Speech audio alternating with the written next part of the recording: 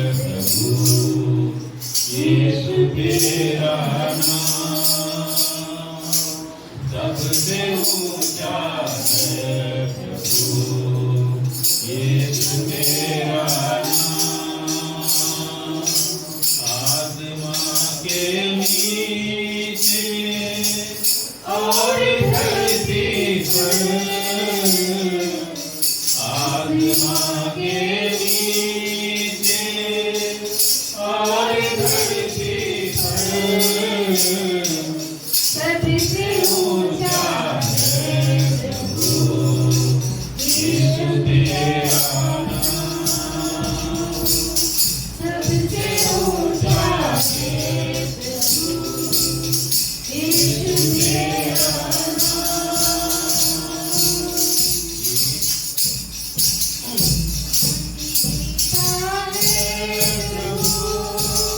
यीशु तेरा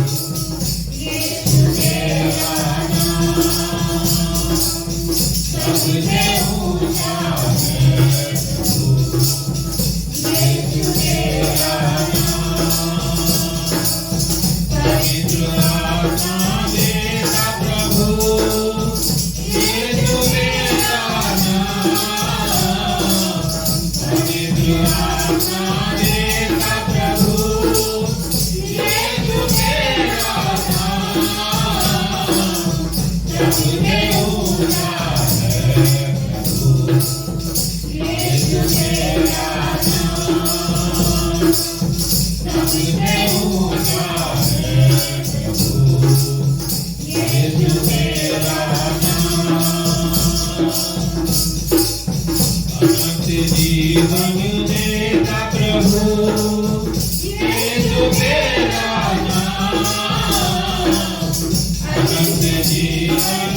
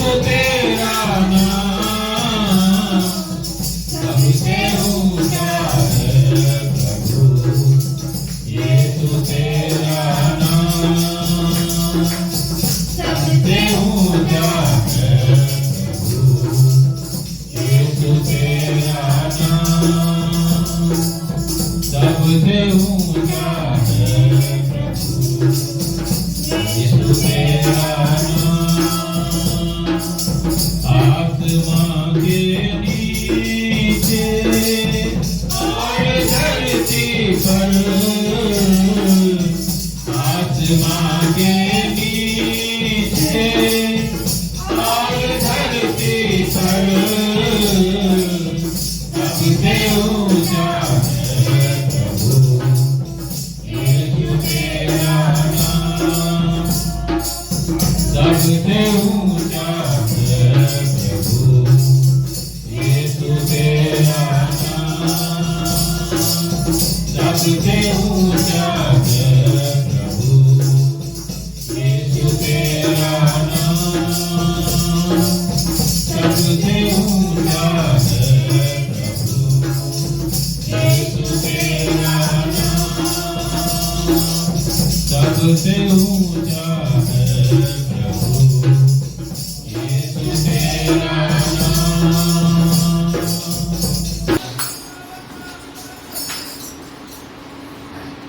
भजन संहिता 28 सहायता के लिए प्रार्थना।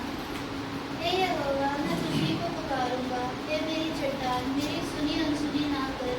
ऐसा ना हो कि मेरे चुप रहने से मैं कब्र में पड़े हुओं के समान हो जाऊं, जो मृत लोग भी चले जाते हैं।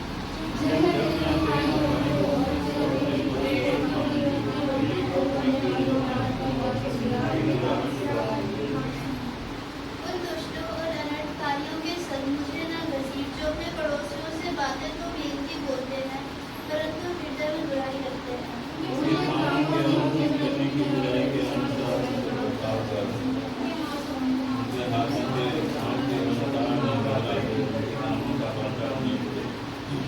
वे यहोवा के कामों पर और उसके हाथ के कामों पर ध्यान नहीं करते, इसलिए वह उन्हें पछाड़ेगा और फिर न उठाएगा।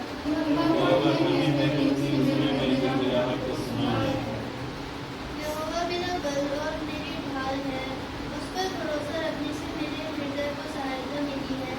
इसलिए मेरा हृदय प्रफुल्लित है और मैं गीत गाकर उसका धन्यवाद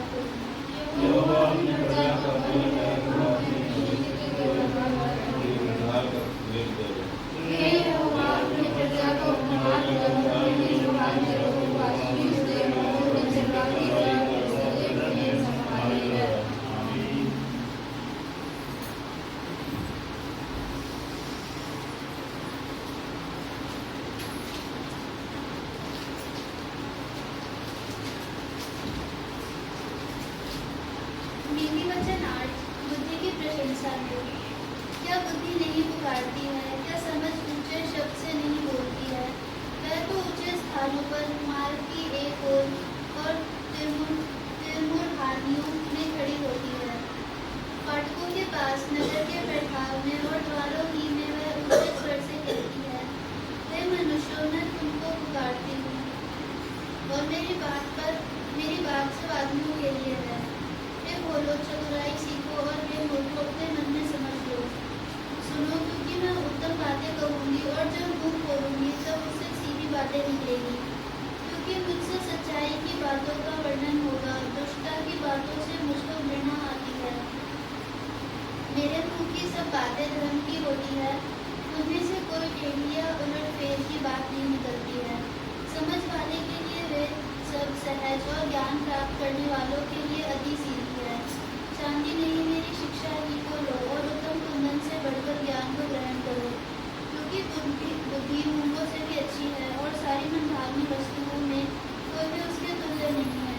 मैं जो बुद्धि हूँ, चतुराई में वास करती हूँ और ज्ञान और विवेक को प्राप्त करती हूँ। यहोवा का भय मानना बुराई से भय रखना है। घमंड, अहंकार और बुरी चाल से और उलटफेर की बातों से भी मैं बैर रखती हूँ। उत्तम युक्ति और खरी बुद्धि मेरी ही है, मैं तो समझ हूँ और पराक्रम भी मेरा है। मेरे ही द्वारा राजा राज्य करते हैं और अधिकारी धर्म से विचार करते हैं। मेरे ही द्वारा राजा हाकिम और रईस और पृथ्वी के सब न्यायी शासन करते हैं। जो मुझसे प्रेम रखते हैं उनसे मैं भी प्रेम रखती हूँ, और जो मुझको यत्न से तड़के उठकर खोजते हैं वे मुझे पाते हैं। धन और प्रतिष्ठा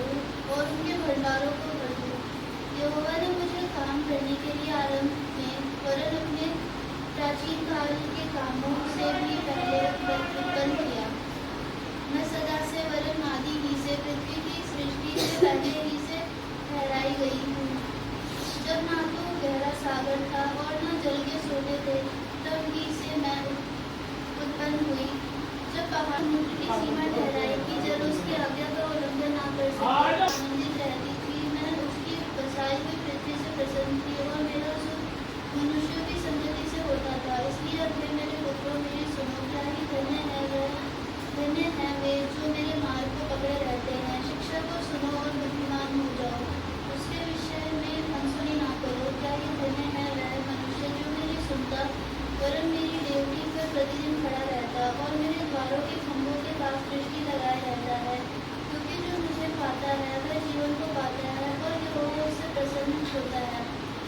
परंतु जो मेरा अपराध करता है वह अपने ही पर उपद्रव करता है। जितने मुझसे बैर रखते हैं वे मृत्यु से प्रीति रखते हैं। अब निकालते हैं मरकुस की किताब, उसकी अध्याय 3 और 31 से 35, पेज नंबर है 56।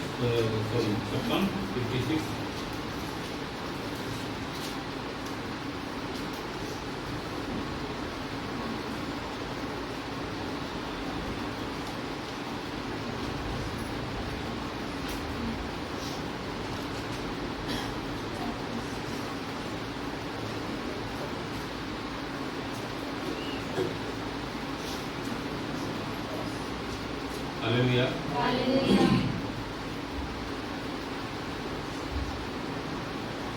यहाँ क्या लिखा है?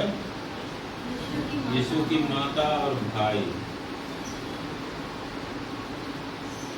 यानी कि जिसको हम संसार में कहते हैं ना रिश्तेदार, है ना, यहाँ से शुरू होता है और फिर ये आगे बढ़ते चला जाता है। तो प्रभु के नजर में जो है, प्रभु का अपना कौन है? मतलब ये हमारे लिए भी एक रोल मैप है। प्रभु ने छोड़ा किसी को नहीं, वो सबसे प्रेम करते हैं, लेकिन जो माता और भाई का स्थान होता है वो एक अलग स्थान होता है, वो खास स्थान होता है। हम सब जानते हैं इस बात को।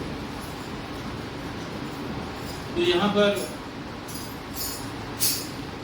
इस वचन में ये प्रभु ने कहा है कि तब उसकी माता और उसके भाई आए और बाहर खड़े होकर उसे बुलवा भेजा। हालेलुया। देखो, ये उदाहरण तो सांसारिक रूप से समझने के लिए है कि ताकि फिजिकली हम उसको देख के समझ सके। क्या लिखा है कि तब उसकी माता और उसके भाई आए और बाहर खड़े होकर के उसे बुलवा भेजा। अब वो सांसारिक रिश्ते को ढूंढ रहे थे, सांसारिक रिश्ते को सबसे ऊपर समझ रहे थे, है ना। इसलिए उन्होंने क्या किया, प्रभु को किसी को भेजा कि बुला लाओ उनकी माता और भाई बाहर कर रहे। और क्या लिखा कि भीड़ उसके आसपास बैठी थी और उन्होंने उससे कहा, देख तेरी माता और तेरे भाई बाहर तुझे ढूंढते हैं। हालेलुया।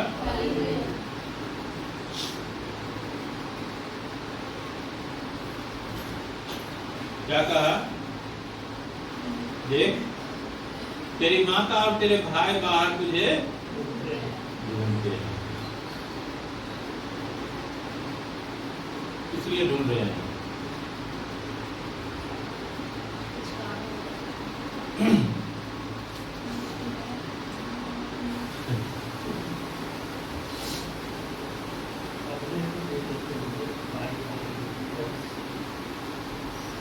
सांसारिक जो भी रिश्ते हैं, हर एक रिश्ते का एक आधार है और उसके चलने का भी एक आधार है कि वो चलता कैसे है। तो यहाँ पर जो माता और भाई हैं प्रभु के, वो भी उसी को देख रहे थे, उसी को अपना रहे थे, उसी पैटर्न को फॉलो कर रहे थे कि लेकिन प्रभु संसारिक रिश्ते को निभाने के लिए नहीं आए थे। हालेलुया। प्रभु किस लिए आए थे? वो संसारिक रिश्ते को निभाने के लिए नहीं आए थे, वो इसलिए आए थे कि ताकि जो मनुष्य जाति जो अपने सृजनहार से बिछड़ा हुआ है, जो पाप के कारण अलग हो गया और जिसकी वो हैसियत नहीं है, जिसमें इतनी कुव्वत नहीं है कि वो उस परमेश्वर को ढूंढ भी सके, उस परमेश्वर को पाना तो बहुत दूर की बात है, उस परमेश्वर के सामने खड़े भी हो सके, इसके लिए है। क्योंकि हम जानते हैं कि परमेश्वर पवित्र से भी पवित्र है और वो आग है, उसके आगे बुराई और पाप कभी भी टिक नहीं सकता है, कभी भी उसके आसपास भी नहीं आ सकता है। तो फिर परमेश्वर से मिलाप कैसे होता है? हालेलुया। क्योंकि परमेश्वर ने हमें इसलिए नहीं भेजा यहाँ धरती पर कि हम खाना खाए, सोए, दुखों में पड़े रहें, मुसीबतों को झेलते रहें, बीमारियों रोग में पड़े रहें और हम खत्म हो जाएंगे और हम नरक में चले जाएं।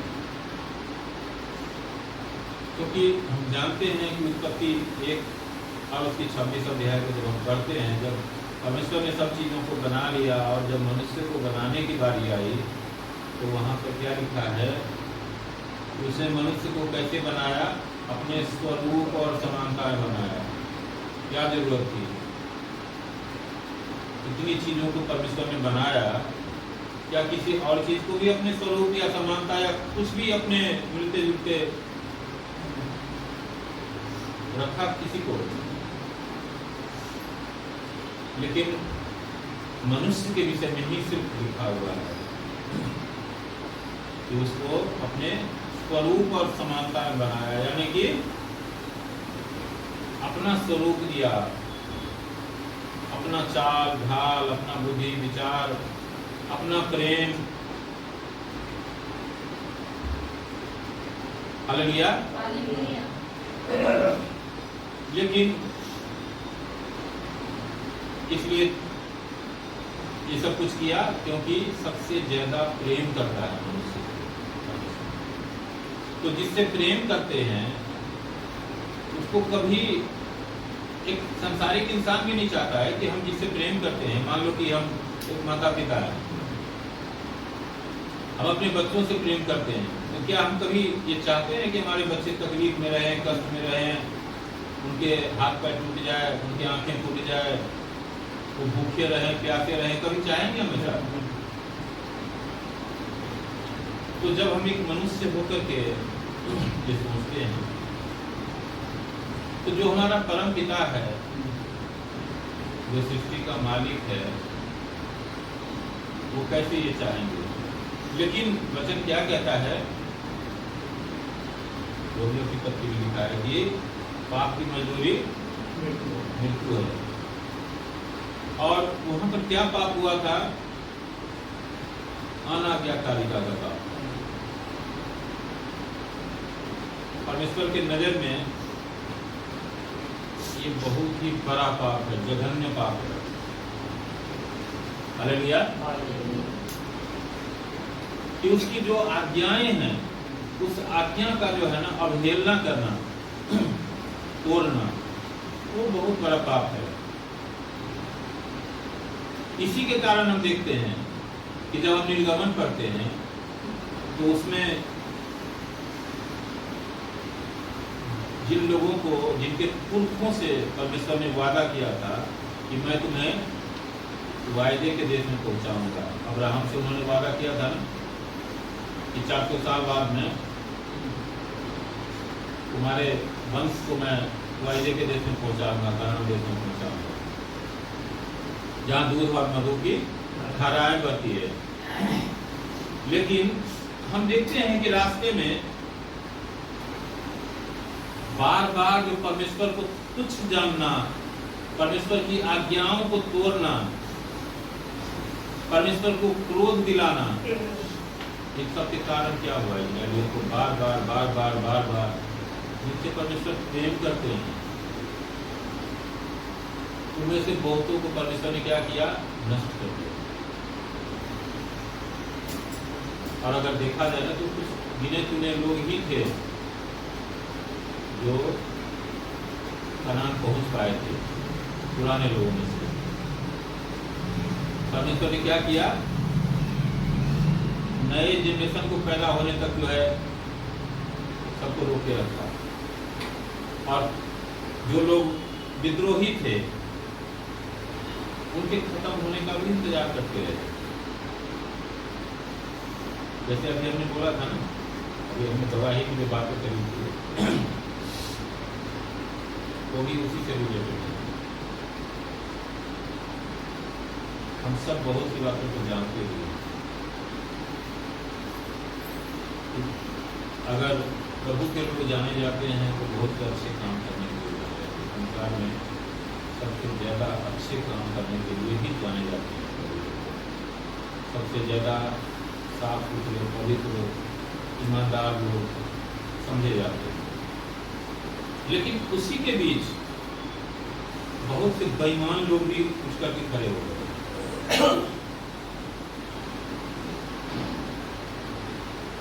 हम सब इस बात को जानते हैं, और मुझे ये कहने में कोई मैं किसी का नाम नहीं ले रहा हूं, और हम नाम लेंगे तो क्या करेंगे? हम न्याय करने वाले हो जाएंगे। बहुत से लोगों के विषय में हम सुनते आ रहे हैं कि जो मदद करने वाले हैं वो कैसे कैसे मदद करते हैं, कि जो जरूरतमंद हैं, जो परेशान लोग हैं, उनकी जो है मदद की जाए, आर्थिक मदद की जाए, और तरीके से मदद की जाए। लेकिन वो क्या कर रहे थे? उस मदद को चुरा रहे थे, है ना? आज आप देखो कि परमेश्वर ने ऐसे लोगों को उठाकर खड़ा कर दिया, ऐसे लोगों को ला करके सरकार में बैठा दिया कि उन्होंने वो रास्ता ही खत्म कर दिया। सबके जो FCRA थे ना, सब रद्द कर दिया। अब हम लोग जो है कई बार क्या करते हैं? अरे बहुत गलत कर रहे हैं, बहुत गलत कर रहे हैं हमारे सरकार। क्या सरकार अपनी मर्जी से कुछ कर रहा है क्या? परमेश्वर देख रहे थे, क्योंकि हम जानते हैं परमेश्वर जो है वो विलंब से क्रोध करने वाले हैं। वो तुरंत क्रोध नहीं करते हैं, वो धैर्य धारण करते हैं और विलंब से क्रोध करते हैं। वो देखते रहते हैं कि क्या पता लोग बुराई से मुंह मोड़ ले और उसको एहसास हो, हमारे पास आए और मैं क्षमा कर दूं। लेकिन जब ऐसा नहीं होता है तब परमेश्वर अपने दम का कटोरा उठाएगा। और यही कारण है कि आज भटके जा रहे हैं। ये मत समझिए कि हमने प्रभु को ग्रहण कर लिया तो हम एकदम हम चाहे कुछ भी करें उसके बाद स्वर्ग में तो हमारे लिए सिर्फ रिजर्व है। तो ये हम बहुत गलत फहमी में निकले। परमेश्वर ने जो हमें चुना है, यहाँ पर जो ये माता और भाई का उदाहरण है वो क्यों है? आप देखिए यहाँ पर प्रभु क्या कर रहे हैं कि उसने उन्हें उत्तर दिया, मेरी माता और मेरे भाई कौन है? क्या प्रभु को ये पता नहीं था जो मेरी माता और भाई कौन है? अभी हमसे पूछे कि मेरी माँ कौन है तो मुझे मालूम नहीं है कि मेरी माँ कौन है। फिर प्रभु क्यों कह रहे हैं कि मेरी माता और मेरे भाई कौन है? पूछ क्यों रहे हैं लोग? क्योंकि लोग सिर्फ सांसारिक रूप से देख रहे हैं, लेकिन प्रभु जो है वो सांसारिक नहीं है। हम जानते हैं कि प्रभु भले ही मनुष्य के रूप में है, 100% मनुष्य हैं, लेकिन 100% परमेश्वर भी है।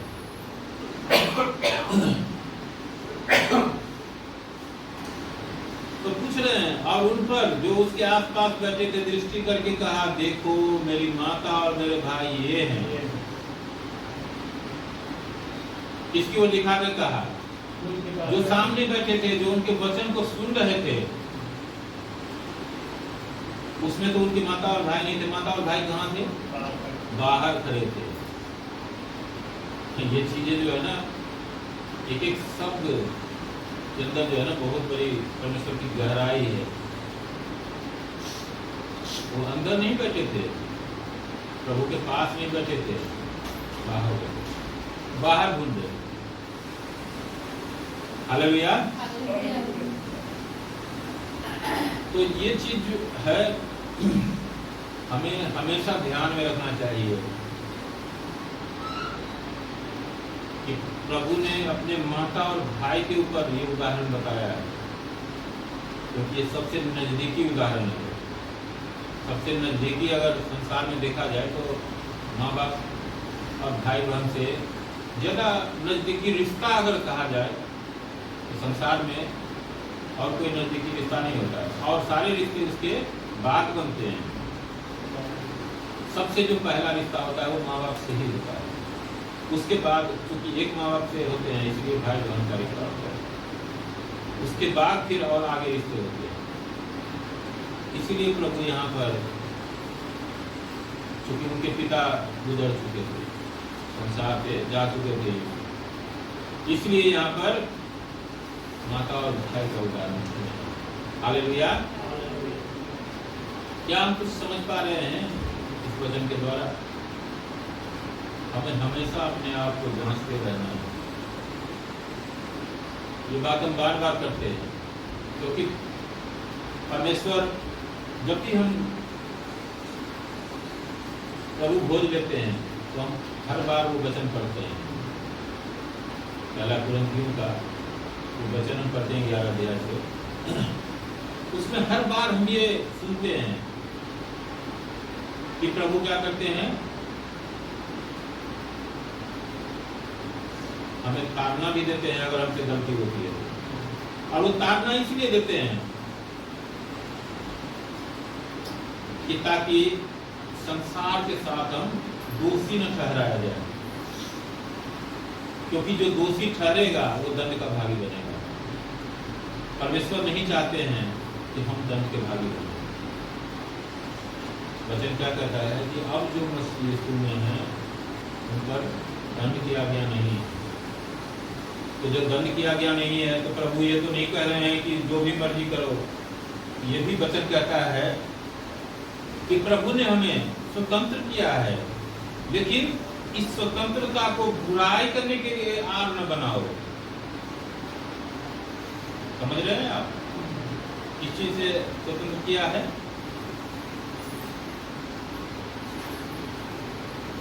कुछ बात बताता हूँ, क्योंकि ये जो है ना, ये तो बहुत लंबी लिस्ट होती है। जैसे हम लोगों के मुंह से सुनते हैं, और हम लोग भी बचपन से सुनते आ रहे हैं कि देखो फला दिन को जो है ना ये न खाना, फला दिन को जो है इधर न देखना, फला दिन को जो है कंघी न करना, फला दिन को जो है आँख पर चश्मा न लगाना, एक्सेट्रा एक्सेट्रा। मतलब लंबी लिस्ट है। ये नहीं खाना, उधर नहीं देखना, वहाँ पाँव मत रख देना, वहाँ हाथ मत छू देना। मतलब जो एक शैतान का जो सेटअप है, इसको एक तरह से व्यवस्था भी कर सकते हैं। जो दोषियों और व्यवस्था के मानने वालों के लिए, उससे किसी का उद्धार नहीं होना है। क्योंकि हम जानते हैं कि वचन क्या कहता है कि व्यवस्था पापियों के लिए है। व्यवस्था से पाप की पहचान होती है, और जिससे पाप की पहचान होती है उसे उद्धार नहीं मिलता है। उद्धार तो अनुग्रह से मिलता है। जानते हैं कि क्या कहता है वचन कि अनुग्रह ही से तुम्हारा उद्धार हुआ। तो हमारा ऐसा कौन सा धार्मिक काम होगा जिससे हम उद्धार पा लेंगे? ऐसा कुछ भी नहीं, हम कुछ नहीं कर सकते। लेकिन वो व्यवस्था के अनुसार है कि ये करेंगे, चोरी करेंगे तो क्या है, फलना धारा लगेगा, इतने दिन का जेल होगा, है ना। चोरी करेंगे, डकैती करेंगे तो इतना ये धारा लगेगा, इतने दिन का दंड मिलेगा। मतलब जो व्यवस्था है, जो संविधान के अनुसार जो दंड है, वो दंड मिलेगा। लेकिन उससे हमारा उद्धार तो नहीं होगा। उद्धार किससे होगा? एक तो संसार में दो तरह की चीजें होती हैं, भली भांति जानते हैं इसको। एक क्या होता है, निर्माणकारी, है ना, जिसको कंस्ट्रक्टिव बोलते हैं, मतलब कुछ बनने वाला निर्माण। और दूसरा होता है डिस्ट्रक्टिव, यानी कि विनाशकारी। और आप एक चीज और मैं आपको बताता हूँ, एक बहुत ही ये जो है एक फिलोसफिकल बात है। संसार में आप देखो, अक्सर जब कोई चीज बनता है ना, मतलब बनना मतलब ये नहीं है कि अब ये कुर्सी बनने की बात नहीं कर रहा हूँ मैं, क्योंकि कुर्सी तो मान लो पता नहीं कितने बार बनेगा। ये जो भी परमेश्वर की ओर से जो चीज बनता है, सींचा जाता है, कभी इसमें कोई आवाज नहीं होता है। आप देखो पेड़ से कोपल निकलते हैं, हम देखते हो ना बसंत ऋतु में, हर एक जो पेड़ पतझड़ वाला है उसमें नए पत्ते निकलते हैं कोपल की शक्ल में। कभी आपने सुना है कि जब इतना बड़ा कोपल था और इतना बड़ा हो गया तो बहुत जोर जोर से हथौड़े की आवाज निकली हो? कोई आवाज सुनाई देता है? इस तरह से एक बच्चा अपने माँ के गर्भ में होता है, तो मान लो ये 5 दिन का था, अब जी 5 महीने का हो गया, तो बहुत जोर जोर से जो है क्या ढोल नगाड़े बजने लगे। ऐसा होता है कभी? मतलब कहने का मतलब देखो, जो परमेश्वर जो भी कुछ सीजन का जो काम करते हैं उसमें कोई आवाज नहीं होता है, लेकिन जब भी विनाश होगा ना तो आवाज होगा। पेड़ से जब पत्ते गिरते हैं ना टूट के तो आवाज होगा। डाली जब निकलती है ना तब आवाज नहीं होता है, लेकिन डाली जब टूट के गिरती है ना तो आवाज होता है। इसी तरह से जब भी हमारे जीवन में कुछ बनता है ना तो धीरे धीरे धीरे धीरे बनते रहता है। जब वो पेड़ का शक्ल लेता है ना तब हमें दिखाई देता है कि अरे ये तो बन गया, अच्छा हो गया। तो इसलिए हमें हमेशा ये सावधान रहना है, हमेशा अपने आप को जांचना है कि परमेश्वर कहीं हमसे कोई गलती तो नहीं हो रही है जिसके कारण हम आपसे दूर हो जाएं, या आपसे दूर हो रहे हैं। ऐसा कहीं हमसे कोई ऐसा काम नहीं हो गया है। हमें हमेशा परमेश्वर के वचन से जांचना है अपने आप को। आप संसार को जांचो न जांचो, मैं तो कहूंगा कि संसार को नहीं जांचो, वही अच्छा है, क्योंकि संसार का न्याय करना हमारा काम नहीं है। और अगर हम उसमें अपना दिमाग फंसाते हैं तो हम अपना समय और ऊर्जा बेकार करते हैं। इसलिए हमें उन चीज़ों से बचना है, हमें अपना नजर रखना है, और जो भी हमारे अपने हैं उनके ऊपर भी नजर रखना है। जहाँ तक हो सके हमें उनको परमेश्वर के वचन से समझाना है। अगर वो भी हमें हमारे पास मौका है, हमारी बात को अगर सुनते हैं, मानते हैं, तो हमें उनको जरूर समझाना चाहिए। हम नहीं जानते कि हमारे समझाने से अगर उनका जीवन सुधर गया तो उनके आने वाली नस्लों भी सुधरेगी, तो हमारे लिए भी कितना अच्छा होगा। परमेश्वर के सामने हम ये तो कह सकेंगे कि प्रभु देख, इसमें हमारा इतना सा तो योगदान था ना। और हालांकि कहने की जरूरत नहीं है क्योंकि परमेश्वर जानते हैं, लेकिन जब हमारे पास मौके होते हैं और हम ऐसा नहीं करते हैं तो हम गलत करते हैं। इसलिए हमें ये चीज़ हमेशा ध्यान में रखना चाहिए और हमें हमेशा अपने आप को जांचना है कि परमेश्वर से हम दूर न हो। संसार की बाकी चीज़ें हमसे अगर दूर भी हो गया ना तो हो सकता है कल को नज़दीक हो जाए, हो सकता है ना भी हो तो कोई बात नहीं है। एक बार बंद होते हैं तो क्या पता परमेश्वर 10 द्वार खोल दे, वो कोई बड़ा मैटर नहीं है। लेकिन परमेश्वर हमसे किसी कारण से दूर ना हो जाए, या परमेश्वर कभी दूर नहीं होते, हम ही दूर हो जाते। तो हम कहीं परमेश्वर से दूर ना हो जाए, परमेश्वर की नजरों से ओझल ना हो जाए, क्योंकि अगर ऐसा हुआ तो हम जो पाया था वो भी खो देंगे, और जो पाना था वो भी नहीं पा सकेंगे। इसीलिए यहाँ पर ये बहुत ही बड़ा उदाहरण है, यहाँ लिखा है, क्योंकि जो कोई परमेश्वर की इच्छा पर चले वही मेरा भाई और बहन और माता है। किस पर चले? परमेश्वर की इच्छा पर चले। और परमेश्वर की इच्छा क्या है? हमारे सामने पवित्र शास्त्र रखा हुआ है, इसका वचन। तो इसीलिए हम दूसरों को भी अगर जांचना चाहें तो हम इस वचन से ही जांच सकते हैं। ये नहीं कि हमारे हिसाब से जो है फला कर रहा है नहीं कर रहा है, हम कोई पैरामीटर नहीं है, हम एक मनुष्य हैं। हमें यहाँ नहीं गलती होगी तो वहाँ गलती होगी, वहाँ नहीं होगी तो वहाँ गलती होगी। तो हम परफेक्ट तो है नहीं कि हम अपने आप को जांच लेंगे। अगर मान लो एक बात कुछ 1000 ग्राम का नहीं है तो दूसरे चीज को कैसे तोड़ सकता है? नहीं तोड़ सकता है। तो हम तो खुद ही जो है, हमें कुछ कमियां हैं, मनुष्य हैं। इसलिए हम अपने आप से नहीं जांच सकते हैं किसी को, लेकिन परमेश्वर के वचन से हम दूसरे को भी देख सकते हैं। खास करके उन लोगों के लिए कह रहा हूँ, जैसे अभी हमने थोड़ी देर पहले बात करी थी कि हम भीड़ को देखते हैं या बहुत सारी ऐसी चीजों को देखते हैं, तो वहाँ जो शिक्षाएं हैं वो क्या है? शिक्षा क्या परमेश्वर के वचन के अनुसार है? अगर है तो ठीक है, नहीं है तो हमारे लिए भी वो ठीक नहीं है। जो लोग वहाँ जा रहे हैं उसके लिए तो ठीक नहीं है, लेकिन हमारे लिए भी ठीक नहीं है। तो इसलिए हमें उससे किनारे हो जाना है।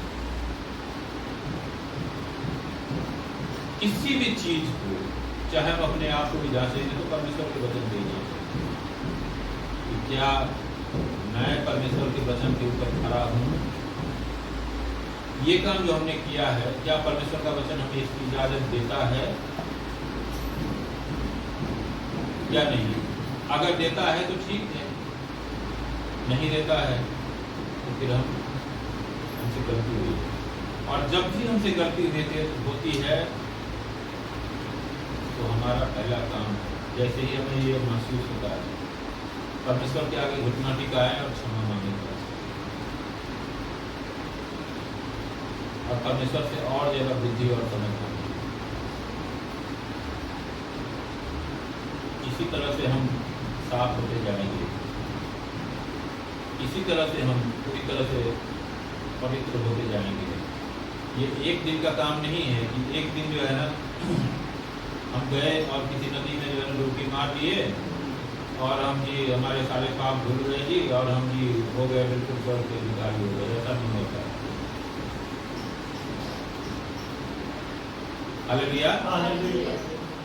उसके बाद से क्या हुआ कि हम एक गेट के अंदर एंटर कर गए। अब हमें उसके नियमों के अनुसार चलना है, क्योंकि जो क्षमा का जो मार्ग था ना, वो क्षमा का मार्ग वहां हमारा पूरा हो गया। जब तक उस गेट के अंदर हम नहीं आए थे ना, तब तक वो द्वार खुला हुआ था हमारे लिए कि जब भी हम उस गेट के अंदर जाएंगे तो हमारा जो भी पाप अपराध जो भी है पीछे का वो सब क्षमा हो जाएगा। लेकिन वो वन टाइम है।